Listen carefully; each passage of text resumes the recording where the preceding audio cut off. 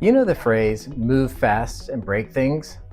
Well, in Palo Alto, one of the wealthiest cities in the world where this mantra originated, they seem to do the opposite for people who rely on transit. Move slow and make nothing. Today we're talking about what the city of Palo Alto is not doing for its residents, visitors, and employees who take the bus. People whose transit trips cut down on greenhouse gases and traffic congestion. People who deserve dignity, not casual dismissal. I'm Douglas Kolozsvari, a climate change specialist with a PhD in urban planning, and this is Climate Complaints' inaugural video.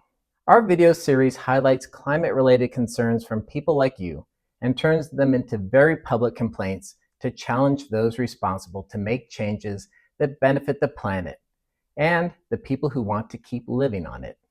I don't know about y'all, but I love Earth.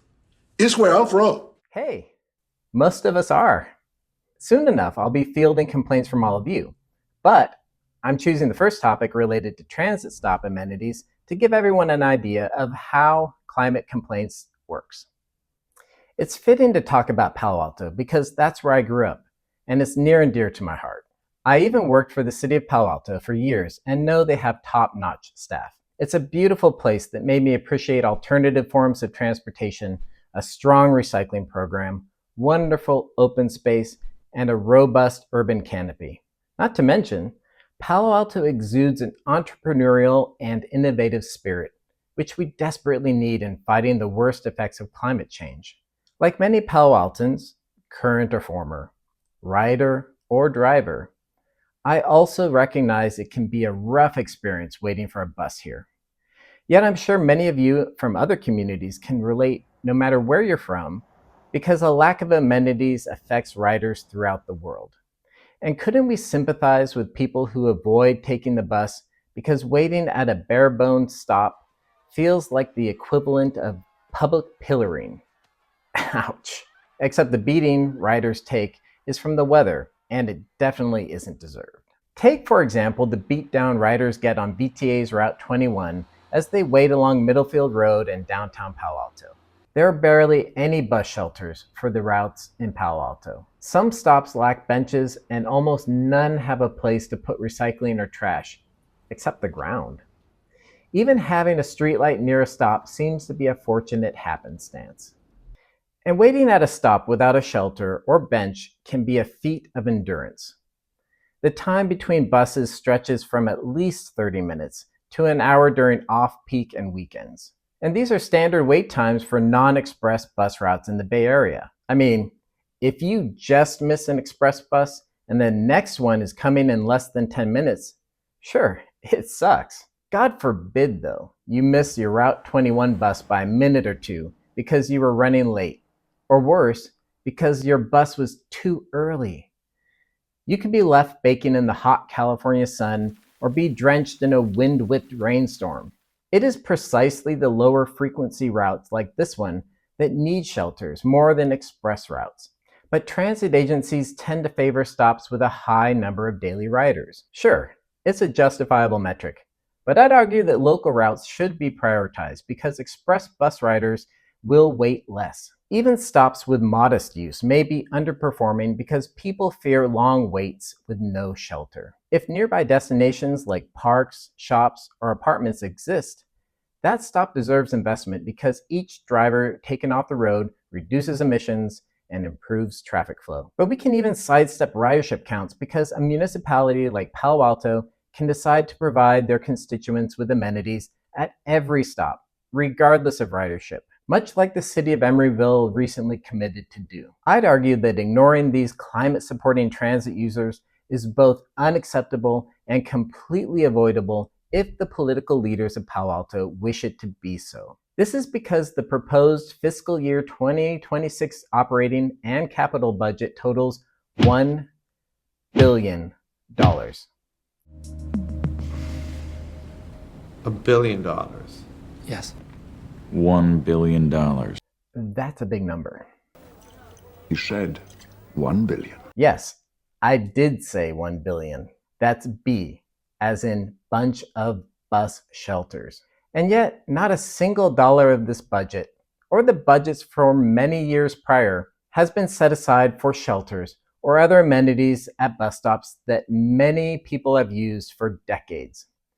With over $1 billion in city funding on the table, just in this budget cycle, how is it possible that riders are still standing at a pole in the sun or the dark, or being battered by wind and rain like they have been for decades? Let's look at where this money is going. About 20% of the city's budget is allocated for transportation. But while tens of millions are set aside for streets, sidewalks, bike paths, and parking, there's zero for improving bus stops. Some of that funding is important for clean transportation, especially for bikes and pedestrians, but not all of it aligns with the city's climate goals. Here's a prime example. The city is proposing to spend $23 million on a new parking garage at Lot D in downtown, Hamilton and Waverly. That's 274 spaces at a minimum cost of $84,000 per spot. But that number hides the real price because 86 spaces already exist there. The real cost is to add 188 new spots.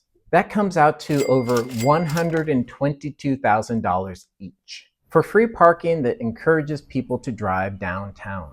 Meanwhile, just steps away, bus riders have waited at the same bench in the sun, wind, and rain for over 30 years. How do we know? It says the date right there on the bench. There's no shelter from the elements at most stops in Palo Alto, but there's plenty of money for covered parking, even though downtown already has 20 public parking lots and garages. This isn't just about dollars, it's about dignity. Riders choosing the climate-friendly option are being treated like an afterthought, and that needs to change. It isn't as if this lack of investment in climate-friendly infrastructure has gone entirely unnoticed. In 2014, Palo Alto seniors were already pleading for benches at stops of the now defunct and much appreciated free shuttle service. Some elderly riders couldn't keep standing for the next shuttle, so they would lean against signposts and even hedges just to stay upright. To the city's credit, they added 4 benches out of 71 stops, and none of the new seating was for stops shared with the BTA bus routes. In Palo Alto's 2024 community survey, the bus ranked dead last for the preferred transportation option if the respondent didn't have access to a car for the day. No doubt waiting at bare-bone bus stops factors into the large difference with the other modes of transportation. More recently, I interviewed Sean, a rider who was waiting at one of the few stops with a shelter. I asked him what having a shelter meant for him. Well, right now I got knee problems, so it does make a difference for me. Before it didn't make that much of a difference, but now it does a lot more. Yeah. Well, I think they should make it mandatory to have a bench at least at every stop. So how much does a bench cost? I mean, not necessarily a shelter like this, but a bench. Well, Sean's right to ask. A city-installed transit bench costs anywhere from $800 to $1,500. And what about a basic shelter? Around $10,000 to $15,000. Sometimes they get quoted as between $25,000 and even $50,000. Compare that to the $122,000 the city is spending per new parking space. And suddenly, exposing mobility-challenged people to harsh weather just seems insulting. Or inconsiderate. I think he has a point. Palo Alto should be making sure that bus riders in the city limits have the best possible transit experience. But at a minimum, people need to have options for when they or their loved ones have mobility issues. Perhaps the city has been waiting for the transit agencies that operate in its boundaries to install shelters. At first glance, this makes sense. Both VTA and Samtrans have installed most of the amenities at the stops in Palo Alto, as well as across their county-wide service areas. There's an implicit assumption that this serves the transit agency's interests to have satisfied riders, but it's just an excuse for inaction. The Palo Alto community has far more to gain by taking cars off the road and boosting bus ridership so the routes that serve the city don't face service cuts in the future. Moreover, The city has a responsibility to these riders. They are first and foremost residents, employees, and visitors. And in almost all other areas of life, Palo Alto wouldn't defer their best interests to another public agency. The city even wisely owns its own utilities and sewer treatment facility, so we know they can handle their own shit.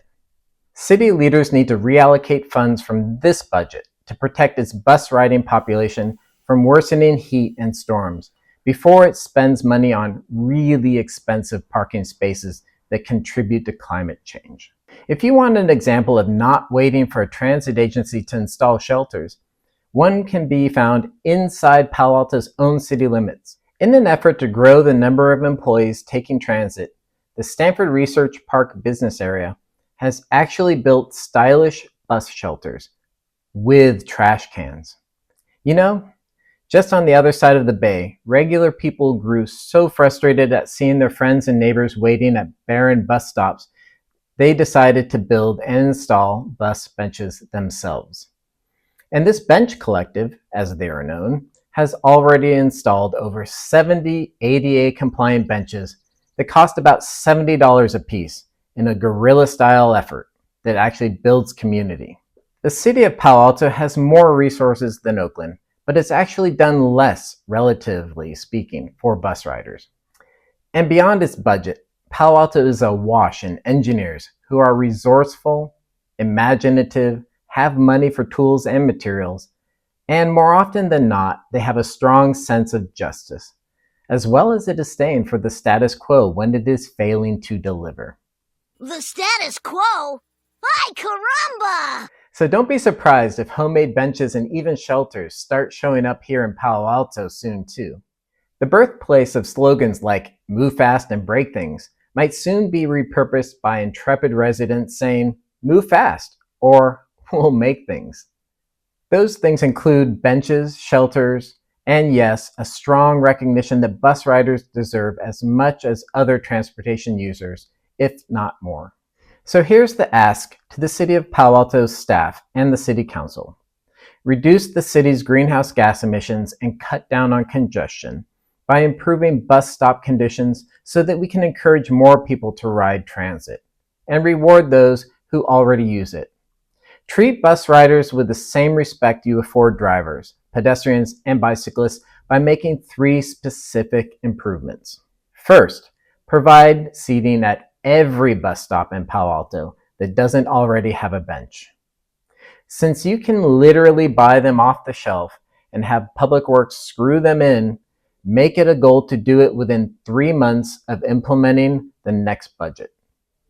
Second, over the next 2 years, install at least a narrow shelter at every stop that already has a bench, and particularly those stops that do not have any shading from nearby trees. City staff should take 30 minutes to visit the local stops at 2 p.m. in the afternoon on a sunny day in July. Believe me, the priority stops will become painfully obvious, quite literally. And use the shelter design from the Stanford Research Park, or the standard VTA version. It doesn't much matter. Bus riders need this shelter yesterday, so just get it done. And 3, please give people a basic system map and somewhere to put their trash at all stops. You put trash and recycling bins in parks and along sidewalks in commercial districts. Well, bus stops are also public spaces that should be well equipped and maintained.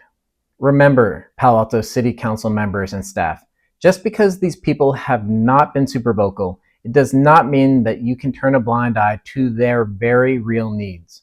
I don't mean to be preachy, but you have the means to improve their commute, to improve their lives in a very real way, and to give shelter to generations of bus riders. I'll let Sean finish off with this thought since he uses the bus every day. I guess it's biblical too, having shelter. Well, thank you very much. Thank you. Thank you. Really appreciate it. Thanks. Thank you, Sean.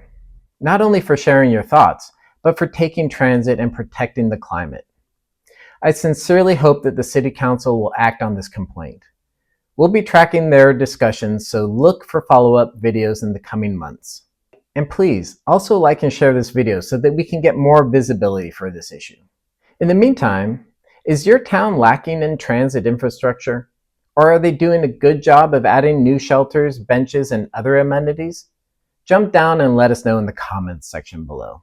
If you have your own climate-related complaint, look for the links in the video's description section about how to submit a complaint. Until next time. Wind-whipped rainstorm.